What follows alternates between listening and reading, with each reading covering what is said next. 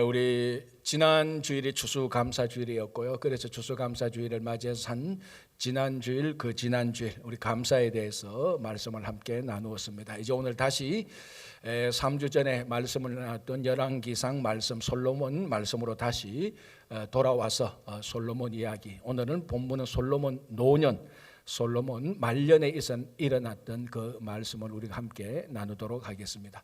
자, 우리 3주 전에 솔로몬의 그 솔로몬 말씀 나눌 때 그 내용이 무엇이었는가 하면 솔로몬이 노년에 큰 부유함을 누렸습니다. 그런데 오늘 10장 26절부터 이렇게 쭉 보면은 솔로몬의 그 부유함이 세 부류의 항목으로 나누어진다는 것을 정리해 놓고 있습니다. 첫 번째가 뭔가 하면요, 26절에 이렇게 되어 있습니다. 10장 26절, 솔로몬이 병거와 마병을 모으매. 솔로몬이 큰 재산 가운데, 물론 여기서 말하는 솔로몬의 재산은 것은 꼭 개인적인 재산 그것만 말하는 겁니다. 그 국익, 솔로몬이 다스릴 때 나라의 재산 말하는 겁니다. 병거와 마병이 굉장히 많았습니다. 여기 보니까 1400대, 병거 1400, 마병이 12000. 이거 어마어마한 병력이거든요. 또 이 병거, 마병은 그냥 보병이 아니고 이 전차 부대와 같은 겁니다. 굉장한 강력한 군대죠. 자, 두 번째 솔로몬의 부요함이 무엇이었는가 하면 27절에 이렇게 되어 있습니다. 왕이 예루살렘에서 은을 돌같이 흔하게 하고 백향목을 평지에 뽕나무같이 많게 했다. 그러니까 이 솔로몬이 다스리는 나라에는 얼마나 물질이 부유했는가 하면 은이 돌 같았다라고 말합니다. 우리가 좀 그 말을 돌려보면 그 솔로몬의 나라는 은보다 뭐가 더 귀했다? 돌이 더 귀했습니다. 은이 돌같이 있었으니까. 그만큼 물질적으로 풍요했죠. 은과 금이 많았죠. 자, 세 번째가 뭔가 하면요, 11장 1절입니다. 솔로몬 왕이 바로의 딸 외에 이방의 많은 여인들을 사랑했다. 이제 뭐 모압, 암몬 이렇게 나오고요. 11장 3절 볼게요. 왕은 후궁이 700명이요 첩이 300명이라 어마어마한 이 아내들이었습니다. 세 번째 솔로몬의 부유함은 많은 아내들입니다. 자, 정리하면요, 솔로몬의 부유함은 세 가지 항목인데 첫 번째는 말들이 굉장히 많았습니다. 병거와 마병. 그리고 두 번째는 은과 금이 굉장히 많았습니다. 세 번째는 어마어마하게 아내들이 많았습니다. 자, 무엇이 생각납니까? 무엇이 연상됩니까? 나도 아내를 저렇게 많이 혹시나 그런 생각이 납니까? 그거 아니죠.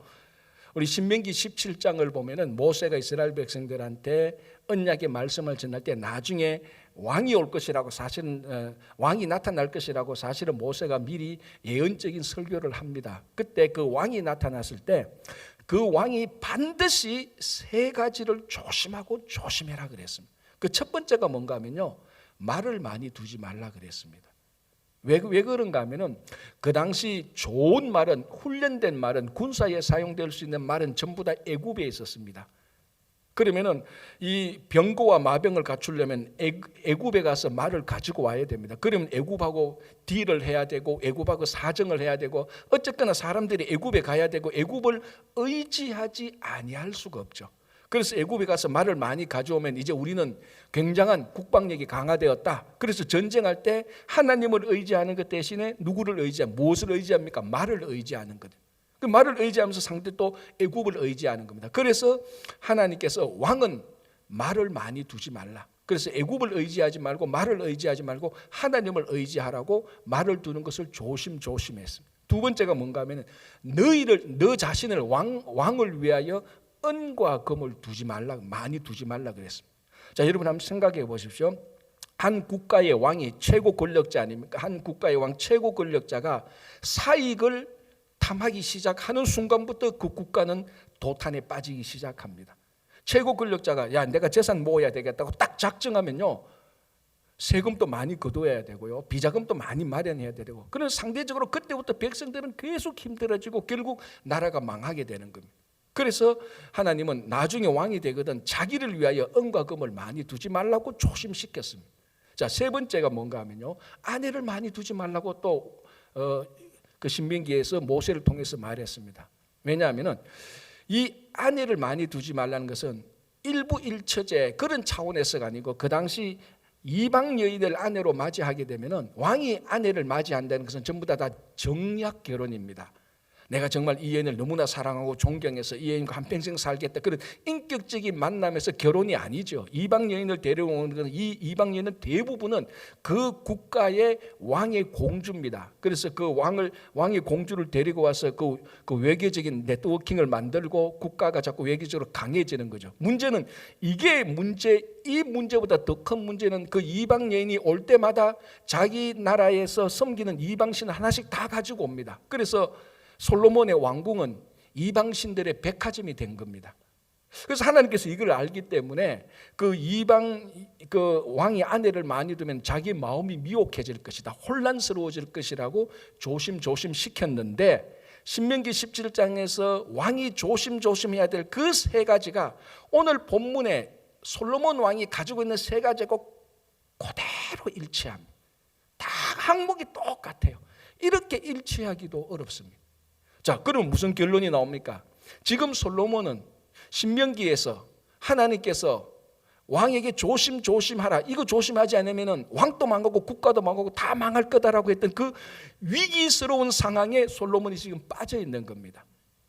즉 하나님께서 보실 때, 믿음의 눈으로 볼 때 솔로몬의 부유함은 많았지만 저거 오래 못 간다, 저 분명히 망할 수밖에 없다는 것은 이미 하나님께서 모세를 통해서 말씀해 놓으신 그 위기 상황이 지금 한중간에 빠져 있습니다. 이거 어떻게 처신하지 않으면 솔로몬은 망할 수밖에 없습니다. 자, 이런 위기 상황에서 솔로몬은 어떻게 해야 됩니까? 어떻게 해야 이 위기 상황을 벗어날 수 있습니까? 물론 이렇게 말할 수 있죠. 그럼 그 말을 다 해산시키고 아내들 다 돌려보내십시오. 그렇게 말할 수 있는데 그게 가능합니까? 지금 말을 다 돌려보내면 병고 마병 다 없어지고 그 국방이 완전히 약해져 가지고 이방인들이 또 쳐들어올 건데, 그리고 아내들을 어떻게 돌려보냅니까? 그건 말은 되는 것 같은데 실제로 안 되는 겁니다. 이 위기 상황에서 말을 돌려보내고 아내를 돌려보내고 은과 금을 다 백성들에게 나눠주는 그런 방법이 아니라, 진짜 하나님께서 이런 위기 상황에 빠진 왕에게 처방해준 한 가지 유일한 방법이 있습니다. 그게 뭡니까? 그게 다시 신명기로 돌아가야 됩니다. 다시 신명기에 하나님께서 나중에 왕이 나오면 이 세 가지는 조심하지만 이 한 가지는 왕이 또 반드시 지켜야 된다고 했는 게 있습니다. 그게 바로 앞에 세 가지를 못했다면 이 한 가지를 통해서 세 가지를 해결할 수 있는 유일한 대답입니다. 그게 신명기 17장 18절에서 19절인데 제가 읽어드릴게요.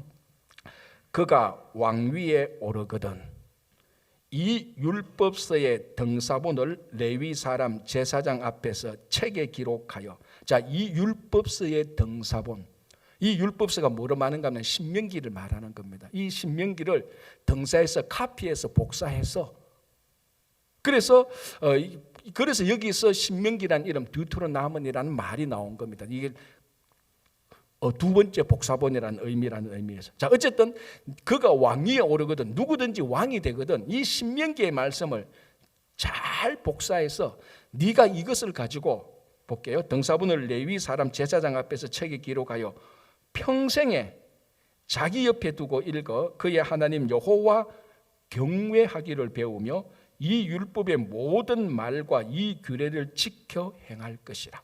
세 가지 중요한 것. 평생에 하나님을 경외하고 이 말씀을 지켜 행하라. 이거는 왕이 되거든 이 왕이 반드시 해야 되는 겁니다. 이걸 잘하면은 지금 어떤 왕이든지 위기에 빠졌어도 그 위기에서 나올 수 있는 출구가, 해방구가 여기에 있다는 것을 말해주는 겁니다. 지금 솔로몬이 이거 하면 돼요. 이걸 하면 되는 겁니다. 자, 그런데 솔로몬의 초기 때를 보십시오. 솔로몬의 초기 때는 솔로몬이 하나님을 경외했습니까? 안 했습니까? 정말 경외했죠. 그래서 1,000번제를 드렸다니까요. 여러분, 다윗 왕조차도 1,000번제를 드린 적이 없어요. 성경의 모든 왕 가운데 유일하게 솔로몬만 1,000번제를 드렸습니다. 그건 뭘 의미하는가 하면 솔로몬이 왕이 될 때 그만큼, 처음에 왕이 될 때 그만큼 하나님을 경외하는 마음이, 사모하는 마음이 뜨거웠다는 겁니다. 초기 때 하나님을 잘 경외했어요. 그런데 말기 때, 오늘 후기 때, 오늘 우리 본문을 읽어봤지만 여기 어디를 읽어봐도 솔로몬이 율법을 지켰다, 하나님을 경외했다는 말 일체 없습니다. 일체 없습니다. 그러니까 이제 솔로몬이 이 하나님의 말씀에서 말씀을 안 지키는 겁니다. 처음에는 지켰죠. 그런데 신명기 말씀은 뭐라고 말할까? 평생 동안 지켜라는 겁니다. 처음 잠깐 지키는 게 아니고 중간에 잠깐 지키는 게 아니고 평생 동안 지키라. 지금 솔로몬이 바로 이 부분에 걸려 넘어졌습니다. 평생 동안 지키지 못했습니다. 자, 유대인들, 이스라엘 사람들은 자녀들에게 율법을 가르치는 것으로 유명합니다. 아마 전 세계에서 자녀들에게 율법 가르치는 열성은 이스라엘 사람들이 최고일 겁니다. 자, 이 열성이 어디에서 나왔는가 하면 바로 신명기 6장 4절에서 9절에 나오는 쇠마 교육에서 나옵니다. 거기 6장 7절에 보면은 내 자녀에게 부지런히 가르치라고 말합니다. 앉았든지 섰든지 누웠든지 일어나든지 뭐 자든지 깨든지 어디를 가든지 너 자녀에게 부지런히 이 율법 말씀을 가르치라고 말합니다. 자, 그러면 질문. 자녀들에게 누가 이 말씀을 가르칩니까? 율법을 누가 가르칩니까? 자기 부모가 가르치는 겁니다. 학교 선생이 가르치는 게 아니고 교회 목사가 가르치는 거 아닙니다. 1차적으로 자기 집안에서 부모가 자기 자녀에게 율법을 계속 가르치는 거예요. 그거 잘 했어요. 자, 그렇다면은 우리가 그 말의 의미를 실제적으로 여러분 한번 생각해 보세요. 여러분들이 이 당시 신명기에 있었던 시대에 있었던 부모라고 생각하고 자녀들에게 율법을 가르친다고 생각해 보세요. 열심히 가르친다고 생각해 보십시오. 그럼 그 부모는 율법을 가까이 해야 됩니까? 멀리 해야 됩니까? 당연히 부모가 먼저 하나님의 말씀을 가까이 해야 돼요. 그래야 자녀를 가르칠 수가 있죠. 그러니까 내 자녀에게 부지런히 가르치라, 이 말은 당연히 자녀에게 부지런히 가르치라는 그 말도 되지만 그 실제로 그거를 해보면은 자녀들에게 부지런히 가르치기 전에 실제로 부모가 평생 동안 먼저 율법을 가까이 하고 지켜야 되는 거예요. 이 말 속에 담겨지는 깊은 실제로 그걸 실천해보면은 야, 이게 평생에 부모들로 하여금 말씀을 지키게 하는구나라는 것을 경험하게 되는 겁니다. 그걸 자녀들에게 말씀을 안 가르치니까, 가르쳐 본 적이 없으니까 그게 부모가 말씀을 가까이 하는지 안 하는지 못 느끼는 겁니다. 지금부터 약 800년 전에 이스라엘의 유명한 마이모니데스라는 랍비가 있습니다. 이 사람은 입맛 뛰면 야, 토라를 공부해라, 토라를 공부해라. 토라가 율법이거든요. 율법을 공부해라 그럽니다. 그러니까 이제 한 사람이 물었습니다. 아니, 랍비 선생님, 당신은 입맛 때만 율법 공부하는데 도대체 언제까지 율법을 공부하라? 우리를 언제까지 우리가 율법을 공부해야 되는가? 이렇게 말 한마디 따겠다는 겁니다. 무슨 말? 죽을 때까지. 자, 우리 한국 교회도 자녀들한테 주일학교에서 성경 공부를 가르치는 열성이 있습니다. 우리도. 그러나 그 열성에 덜 미치게 나이가 들수록 노년이 성경 공부하는 것은 자꾸 줄어들고 있습니다. 오늘 솔로몬이 무엇을 실수했는가 하면 평생에 자기 노년에 자기 인생 말년에 그 말씀을 가까이 하고 하나님을 경외하고 말씀을 실천하는데 여기에 걸려서 넘어졌습니다. 그래서 여러분, 우리는 지위가 더 높으면 높을수록 가진 게 더 많으면 많을수록 말씀을 더 가까이 해야 됩니다. 더 하나님을 더 많이 경외해야 됩니다. 오늘 10개 가졌다가 내일 20개 가졌다. 그럼 오늘 하나님을 한 번 경외했다면 내일은 하나님을 10번, 20번 경외해야 됩니다. 또 오늘 본문이 우리가 이 본문을 통해서 알 수 있는 것은 솔로몬처럼 나이가 들면 들수록 더 말씀을 가까이 해야 됩니다. 아내가 많으면 많을수록 이건 아니고, 무슨 말인가 하면 우리의 상황이 더 좋아질수록 더 많이 하나님을 경외해야 됩니다. 이거 사실 쉽지 않잖아요. 우리 상황이 나빠지면은 우리가 기도를 하잖아요. 자, 제가 경험인데요. 새벽기도 한 번도 안 나오시다가 그 다음날 새벽기도 나왔었다. 내 상황이 굉장히 좋아져가지고 하나님을 더 잘 섬기려고 새벽기도 나온 사람 제가 한 명도 본 적이 없어요. 문제가 생겼구나. 목회자로서 저분 문제가 뭐였어? 평생 안 나오는데 저분이 새벽기도 나올 정도면 심각한 일이 생겼구나. 인간적인 걱정이 먼저였어요. 오늘 이 솔로몬의 말씀을 통해 이 솔로몬 이 노년을 보면서 우리가 배워야 될 게 뭐냐면은 지금 너무 잘 됐어. 모든 게 좋아. 하나님을 내가 더 섬겨야지. 이제 내가 내일부터 새벽기도 나가야지. 그게 평생의 말씀을 가까이 두고 여호와를 경외하는 겁니다. 여러분 어제 제가 이 자료를 봤는데요, 세계 성서 공회에서 지금 성경을 번역하는데 3,524개 언어로 번역을 했대요. 아직도 몇천 개 언어가 남았대요. 자, 이 이제 3,524개 언어로 번역한 것은 성경 전서, 구약 신약 다 번역한 것도 있고, 어떤 거는 신약만 번역한 것도 있고, 어떤 거는 쪽복음, 우리가 뭐 마태복음, 마가복음 하는데 이렇게 성경 한 권 한 권만 번역했는 언어까지 다 합친 겁니다. 어쨌든 3,524개 언어로 번역이 되어 있대요. 올해 1월 달까지. 자, 한 가지 질문. 이런 많은 성경의 번역 가운데 제일 좋은 성경 번역은 무슨 번역이겠습니까? 약간 난센스적인 질문인데요. 제일 좋은 성경 번역은, 원래 성경 번역은 히브리어하고 헬라어, 구약의 히브리어, 신약의 헬라어를 그 인종이나 그 민족의 언어로 번역하는 거 아닙니까? 그러니까 헬라어나 히브리어를 다른 언어로 번역하는 것이 성경 번역입니다. 지금 제가 여러분들에게 던진 질문은 한 언어를 다른 언어로 번역하는 그런 성경 번역이 아니고, 가장 위대한 성경 번역은 내 삶이 성경을 실천해서 내 행위가 번역하는 겁니다. 즉 언어를 다른 언어로 번역하는 게 아니고, 성경에 있는 그 언어를 내 삶의 행위와 실천을 통하여서 다른 사람이 내 삶의 행위를 봄으로 말미암아 성경의 언어를 보도록 하는, 그게 최고의 번역입니다. 최고로 좋은 번역. 언어 잘 번역하는 게 아니고, 우리의 삶이 성경의 번역입니다. 언어를 행위로 번역하는 겁니다. 자, 그러면 중요한 거 뭐냐? 우리 삶이 성경의 번역이라면 한 번 하고 말 겁니까? 1장 2장만 하고 말 겁니까? 아니면 끝까지 해야 제일 좋은 번역 아닙니까? 끝까지, 언제까지? 평생까지, 죽을 때까지 말씀을, 우리가 성경에 있는 언어를 우리 삶으로 번역할 때 세상이 번역된 우리 삶을 보고 하나님을 보게 되는 것입니다. 그래서 솔로몬의 이 노년에 왕으로서 해야 될, 반드시 하는 율법을 가까이 한다면 지금 이 위기 상황을 빠져나올 수 있는 겁니다. 여러분 지금 위기 상황에 빠졌습니까? 어려움이 있습니까? 한 가지만 하면 됩니다. 왕이 아니라고요? 아니요, 우린 다 왕 같은 제사장 아닙니까?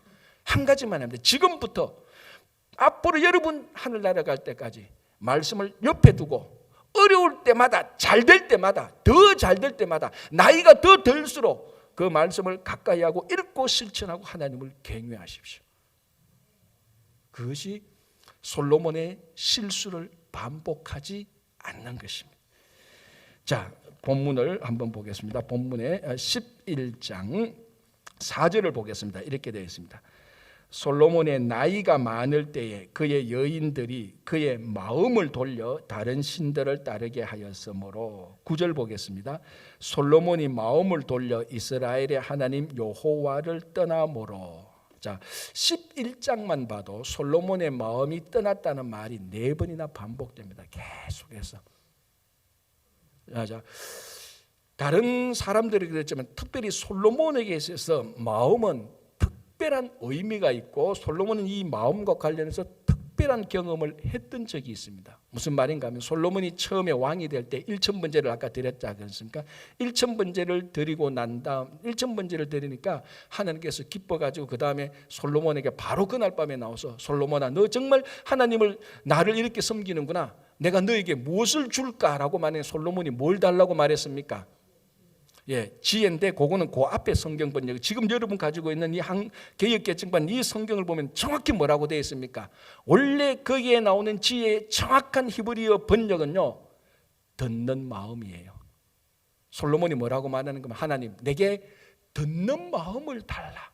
왜? 이 백성을 잘 통치하도록 듣는 마음을 달라 그랬습니다. 제가 약간 더 해석하자 말하면, 하나님, 내가 하나님의 말씀을 잘 들어서 순종할 수 있도록 듣는 마음을 주시고, 내가 사람들의 말을 잘 들어서 공감할 수 있도록 듣는 마음을 주십시오. 그래서 백성들을 잘 다스릴 수 있도록, 잘 통치할 수 있도록 해달라고 그랬습니다. 하나님이 너무 기뻤어요. 야, 너가 한 가지 달라고 말하는데 재산을 달라고 말하는 것도 아니고 권력도 말하는 게 아니고 다른 어떤 것도 말하지 않고 이 백성을 다스릴 수 있도록 듣는 마음을 달라고 하니 하나님이 너무 기뻐서 네가 구하지 않는 부귀와 영화까지도 다 주겠다 그랬어요. 그래서 솔로몬이 처음에 왕이 될 때 하나님으로부터 듣는 마음을 가지고 나라를 다스리기 시작했던 게 솔로몬입니다. 듣는 마음. 자, 그 듣는 마음이 하나님께서 그렇게 기뻐하고 기뻐했던 마음이 솔로몬의 말년에 무슨 마음이 됐습니까? 우상을 섬기는 마음으로 완전히 변질이 되어버렸어요. 자, 11장 4절 다시 볼게요. 솔로몬의 나이가 많을 때 그의 여인들이 그의 마음을 돌려 다른 신들을 따르게 하였으므로 왕의 마음이 그의 아버지 다윗의 마음과 같지 아니하여. 9절 다시 보겠습니다. 솔로몬이 마음을 돌려 이스라엘이 하나님 여호와를 떠남으로. 듣는 마음이 있어서 하나님의 말씀을 잘 들었습니다. 사람들의 말을 잘 들었습니다. 나를 잘 들었습니다. 이 듣는 마음이 말년에는 우상을 섬기는 마음이 되었습니다. 자, 그럼 우리 질문해야죠. 왜 이런 일이 되었을까? 그 사이에 무슨 일이 일어났을까? 왜 솔로몬에게 그 마음이 변질되었을까? 오늘 본문을 보면 거기에 되게 중요한 대답을 말하고 있습니다. 11장 2절 끝부분. 솔로몬이 그들을 사랑하였더라. 자, 그래서 그들은 누굽니까? 자기의 많은 아내들입니다. 자, 그런데 솔로몬이 자기의 아내들을 사랑했는가 하고 마음이 떠난 거하고 무슨 상관이 있습니까? 자, 솔로몬이 왕이면 자기 아내들을 사랑해야 되는 게 당연한 거 아닙니까? 자, 여러분들의 배우자를 사랑한다고 해서 하나님을 사랑하는 마음이 떠납니까? 안 떠나잖아요. 하나님을 사랑하면 할수록 배우자를 더 사랑해야 되잖아요. 그게 맞잖아요. 그래서 솔로몬도 좀 그렇게 했단 말이죠. 아내를 많이 사랑했는데 왜 마음은 떠났을까? 이 사랑했다는 말의 정확한 의미 때문입니다. 이 사랑했다는 말의 정확한 의미는 달라붙었다는 말입니다. 집착했다는 말입니다. 거기에 매달렸다는 말입니다. 그러니까 솔로몬이 자기의 많은 아내들에게 자기의 마음을 달라붙게 했다는 겁니다. 집착했습니다. 오늘 말하면은 좀 스토킹 같이 병적으로 집착해 버렸습니다. 그러니까 이 마음이 하나님으로부터 떠나게 되는 겁니다. 마음을 자기 아내들에게 다 득지 붙여놨으니 하나님에게 가는 마음이 하나도 없죠. 그래서 하나님의 말씀을 듣고 사람의 말을 잘 듣는 그 마음이 아내들에게 다 붙어버렸습니다. 근데 이게 또 무슨 문제인가 하면 이 아내들이 전부 다 이방 여인이고 다 우상을 섬기는 여인들 아닙니까? 그러니까 아내들의 마음이 붙었다는 것은 그 아내들이 요구하는 우상을 다 섬기게 된 것입니다. 그래서 오늘 이 솔로몬의 마음이 다른 신들을 섬기는 마음으로 변질되어져 버렸어요. 자, 여러분, 이스라엘 사람들에게서 마음이라는 것은요, 인체의 구성 요소 중에 제일 중요한 게 마음이에요. 요즘은 뇌과학이 많이 발전해서 사람들이 인체에서 뇌가 제일 중요하다고 생각하지만 어쨌거나 의학적으로 그걸 논쟁하자는 건 아니고 이 당시 이스라엘 사람들은 머리끝에서 발끝까지 제일 중요한 것은 마음이라고 생각했습니다. 이 마음 속에서 결단을 하고 마음으로 결단하고 마음에서 감정이 일어나고 마음이 영적 본질의 장소라고 생각을 했어요. 모든 중요한 것은 마음에서 다 일어난다 그랬습니다. 그래서 결론은요, 마음은 그 사람 자체라고 확신하고 있었습니다. 그래서 어떤 사람이라고 이렇게 말할 때 바꿔서 어떤 마음이 이렇게 말해도 같은 말이에요. 왜? 사람이 마음이고 마음이 사람이니까. 그래서 솔로몬의 마음이 솔로몬의 마음이 우상으로 가득 찼다는 것은 이 솔로몬 인생 자체가 노년의 삶 자체가 하나님을 완전히 떠나서 우상에게 다 갔다는 겁니다. 자기 마음에 인생의 가장 중요한 마음이 떠나버렸으니까. 타이타닉 사건이 일어난 그 다음 해에 미국 버지니아에서 사실은 전기선 한 대가 상선을 박아서 41명이 죽는 큰 사건이 있었습니다. 그걸 이제 청문회하고 조사를 했는데요. 그 조사해 보니까 원인이 뭐냐면 이 전기선 안에 있는 나침판이 표준 나침반하고 2도 차이가 있었다는 겁니다. 근데 선장이 그걸 알고 그걸 고치고 가야 되는데 그걸 안 고치고 자기가 자신 있다고 해서 그 2도 차이를 알고 자신 있다고 하면서도 방향 잡아가다가 방향을 잘못 잡아서 상선을 박아버려서 충돌이 나서 41명이 죽었습니다. 여러분, 배의 나침반은 배의 심장입니다. 왜냐하면 우리가 운전하는 도로하고 달랐어요. 바다와 하늘은요, 길이 없지 않습니까? 길을 낼 수가 없습니다. 그러니까 이 나침반 방향 잡는 게 그 배와 비행기의 심장입니다. 그게 잘못되면요, 배와 비행기는 사실은 다 잘못되는 겁니다. 무슨 말을 하고 싶은가 하면은 나침반이 잘못되면 배가 잘못되듯이 산 사람의 마음이 잘못되면 그 인생은 다 잘못되는 거예요. 지금 솔로몬의 마음이 우상에게 다 가버렸습니다. 우상에게 집착했습니다. 우상에게 다 붙들렸습니다. 하나님의 말씀을 듣는 마음에서 다 떼어져 다 가버렸습니다. 자, 그러면 지금 우리들의 마음은, 여러분들의 마음은 어디에 붙어 있습니까? 우리의 마음은 지금 어디에 매달려 있습니까? 집을 샀는데, 집을 사야 되는데 거기에 매달려 있습니까? 자녀들에 매달려 있습니까? 일상적인 삶 속에 직장의 일에 매달려 있습니까? 자, 그 일들이 나쁘다는 게 아니고 그 일들을 다 하나님을 다 제쳐놓고 거기에만 마음이 다 매달렸을 때 문제가 되는 겁니다. 자, 신명기 아까 17장을 볼 때 왕이 해야 될 것, 신명기 율법을 계속해서 옆에 두고 읽고 지켜야 되는 겁니다. 그리고 만약에 솔로몬이 그 왕의 직분을 잘 감당했더라면 솔로몬은 신명기 6장 5절을 읽었을 겁니다. 신명기 6장 5절이 뭡니까? 내 마음과 힘과 뜻을 다하여 너 하나님 여호와를 사랑하라는 것이. 그걸 계속해서 읽었더라면 자기가 지금 가지고 있는 말과 은과 금을 덜 사랑했을 겁니다. 하나님을 더 사랑했을 거예요. 많은 아내들에게 자기 마음을 매달리게 하는 것이 아니고 여전히 하나님의 말씀에 자기 마음을 붙여놓았을 것입니다. 자, 초기 때에 솔로몬 왕 초기 때에도 여전히 솔로몬에게는 은과 금과 말과 아내들이 있었어요. 물론 정도의 차이는 좀 있었겠죠. 솔로몬 초기 때부터 솔로몬 외교 정책을 하기 위해서 애굽 왕 바로의 공주를 아내로 맞이하고 모압 사람, 암몬 사람 다 아내로 했어요.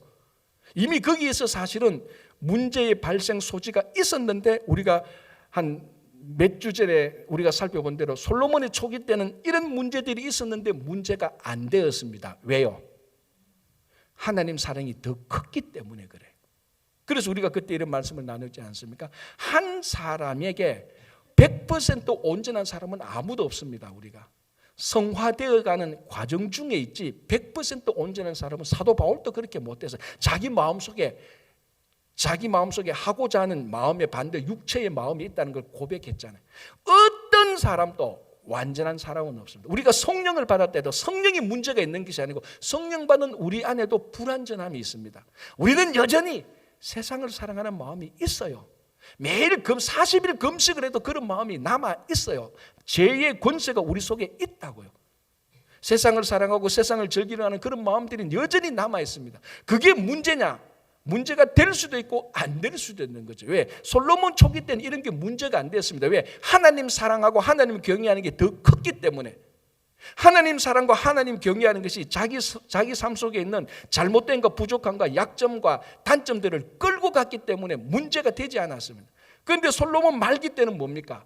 마음이 여호와를 떠나버리니까 하나님 사랑하는 것이 없으니까 세상 사랑하는 것이, 아내를 사랑하는 것이, 물질을 사랑하는 것이, 그리고 말을 의지하는 것이 더 크니까 그것들이 솔로몬 삶을 끌고 가버린 겁니다.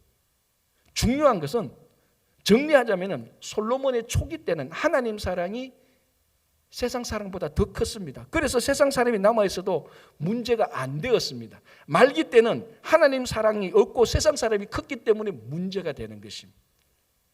우리 안에도 똑같지 않습니까? 우리 속에 똑같습니다. 정도의 차이는 물론 있죠.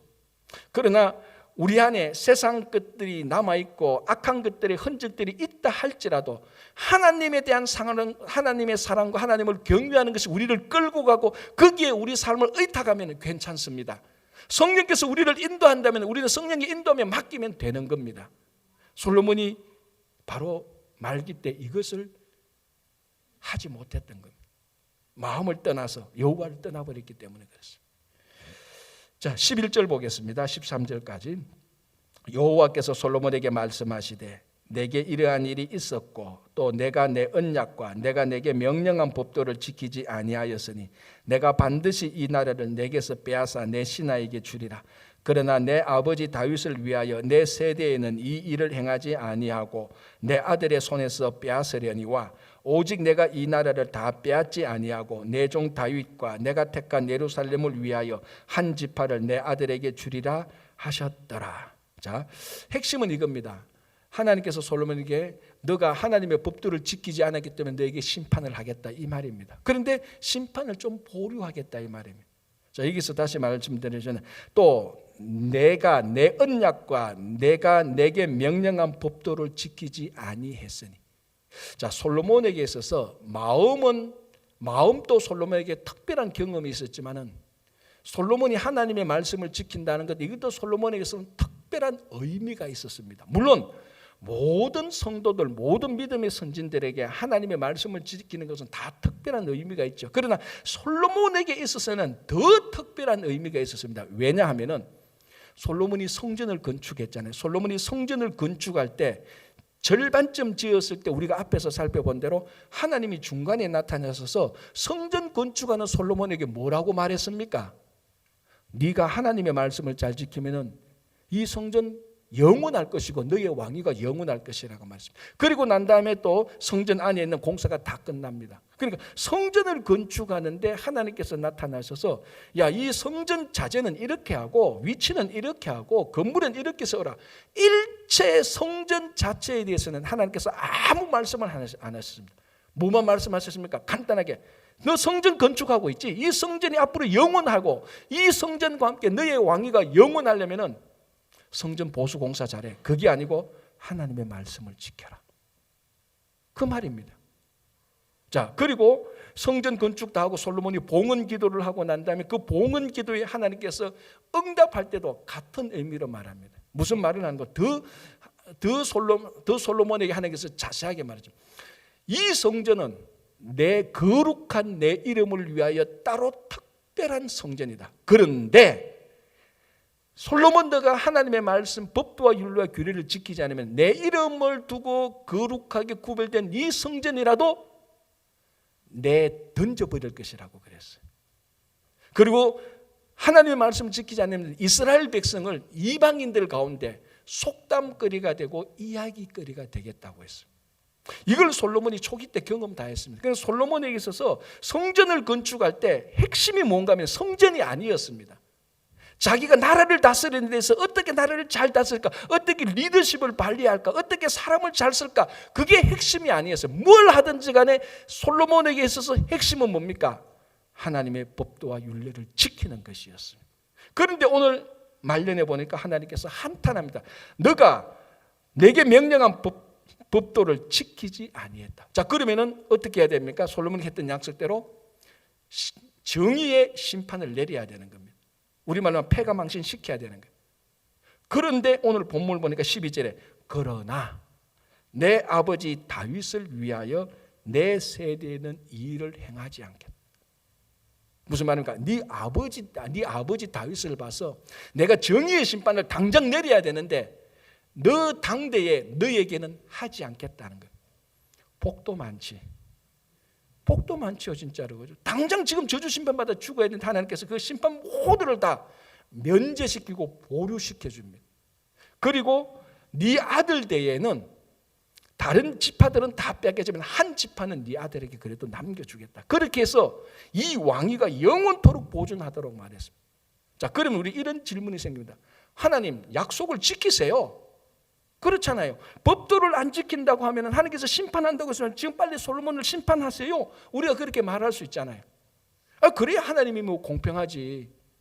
그런데 하나님은 다윗 때문에 솔로몬을 살려둔다 그랬습니다. 그럼 다윗하고 무슨 일이 있었습니까? 하나님이 솔로몬하고 언약을 맺기 전에 다윗하고 더 큰 언약을 맺었어요. 쉽게 말하자면 다윗 너의 후손은 하나님께서 영원토록 왕위를 보존하겠다고 더 먼저 선약이 있었습니다. 쉽게 말하면 헌법이 있고 민법이 있는데 문제가 상충될 때는 민법이 강합니까? 헌법이 강합니까? 헌법이 강하죠. 그것처럼 솔로몬과 맺었던 언약보다 다윗과 맺은 언약이 더 큽니다. 그래서 하나님께서 다윗과 맺은 언약을 기억해서 솔로몬 너는 네 당대는 살려주겠다. 그래서 솔로몬은 당대에 아무런 해도 받지 않습니다. 이걸 우리가 다른 말로 말해서 하나님의 은혜라고 말을 합니다. 솔로몬은 하나님의 이런 심판 면제와 보류와 자기 자녀가 한 지파를 받을 아무런 자격과 조건과 능력도 지금 다 상실한 상태입니다.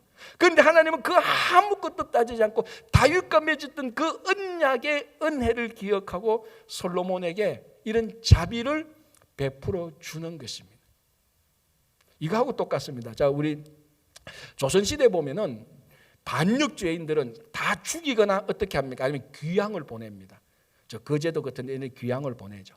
자, 그런 경우를 한번 생각해 보고, 한 섬에는 전부 다 반역 죄인들만 모여 있습니다. 그런데 어느 날 행차를 하자, 그 섬에 가자라고 해서 자기 밑에 관리들을 데리고 그 섬에 갔습니다. 그리고 그 관리들에게 말합니다. 내가 가마를 타고 가다가 내려서 손을 잡는 사람들은 무조건 해방시켜주고 평생 양식을 주라고 명령을 내립니다. 그래서 왕이 가마를 타고 가다가 막 그 섬은 전부 다 반역죄들, 죄인들밖에 없습니다.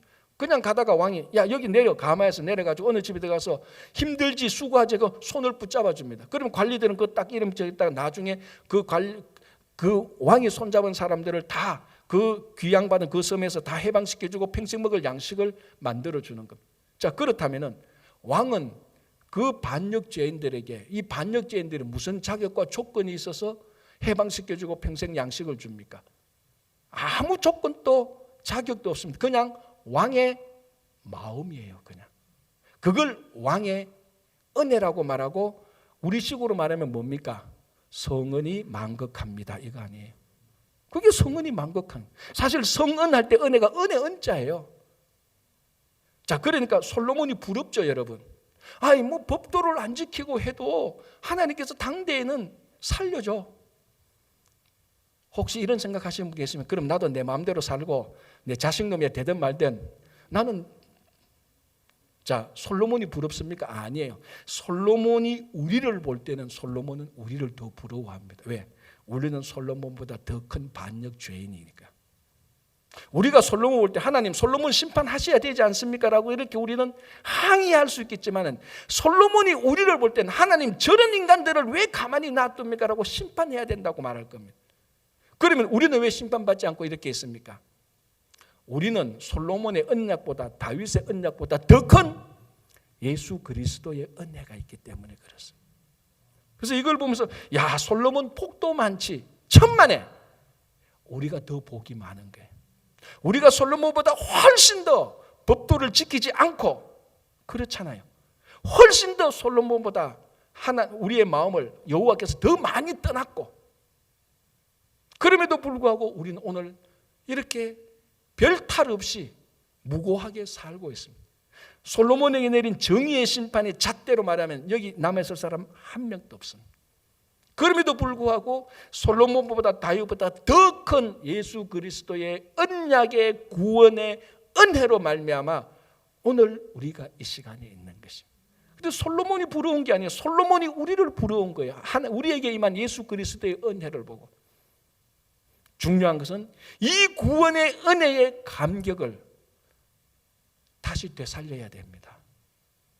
우리는 이민생활하면서 너무나 바쁘고 피곤하고 열심히 살다 보니, 열심히 또 봉사를 하다 보니 구원의 감격을 언제 어디서 잃어버린 적도 기억할 수 없을 정도로 다 놓쳐버렸어요. 정말 우리 속에 구원의 감격이 있다면 지금 여러분들이 걱정하고 염려하는 건요, 구원의 감격 속에 다 녹아 없어질 것입니다. 한번 생각해 보세요. 여러분들이 완전히 구원을 받았는데 지금 걱정 염려거리가 크본들 구원받을 일보다 더 걱정이 크고 염려가 될 것입니까? 여러분 우리 인생에 제일 중요한 게 뭡니까? 구원 아닙니까? 구원보다 더 큰 거 있으면 말씀해 보십시오. 없습니다. 영원한 지옥에서 구원받은 이거보다 더 중요한 게 어디 있습니까? 우리 인생 영원한 생명을 받은 것, 이거보다 더 중요한 게 어디 있습니까? 이 영원한 생명을 받은 구원의 은혜의 감격을 잊어버리고 기억하지 않으니 조그만 일만 생겨도 짜증내고 불평내고 원망을 하는 것. 사실 이런 거는요, 구원의 감격 속에 아무런 일도 아닙니다. 아무런 일.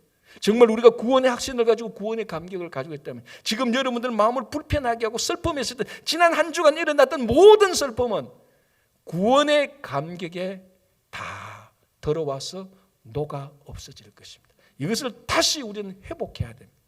그래서 솔로몬이 우리를 무지무지하게 부러워하고 있습니다. 어떻게 저런 인간이 하나님의 은혜로 구원받았는가? 그 구원의 감격이 우리에게 있단 말이죠. 그걸 다시 우리는 회복하고, 여러분, 이 구원의 감격을 주시기 위해서 예수님께서 오시는 날이 성탄절이고 그걸 기다린 날이 대강절입니다. 오늘 첫 번째 대강절 첫 번째 주일 아닙니까? 제가 늘 말하자면 대강절은 대강 보내는 게 아닙니다. 진짜로 강력한 예수 그리스도에 대한 소망을 가지고 큰 기쁨을 가지고 기다리는 겁니다. 정말 우스운 거는요, 대강절을 기다리면서 구원자 메시아를 기다리면서 어릴 때 소풍 가는 날보다도 못하게 기다린다니까요. 소풍 갈 때 얼마나 감격이 있었습니까? 그것보다도 못한 감격으로 대강절을 보낸다면 우리 구원의 감격이 얼마나 초라하겠습니까? 우리가 받은 구원이 얼마나 초라하겠습니까? 이것보다 더 위대한 가치가 있는 것은 아무것도 없습니다. 그래서 오늘 대강절 첫째 주일을 맞이하면서 올 한 해 동안 까맣게 잊어버리고 있었던, 한 번도 느끼지 못했다면 그 구원의 감격을 느끼시고 그 구원의 감격 속에서 정말 기쁨과 즐거움과 소망 속에서 살아가시기 바랍니다. 기도하겠습니다.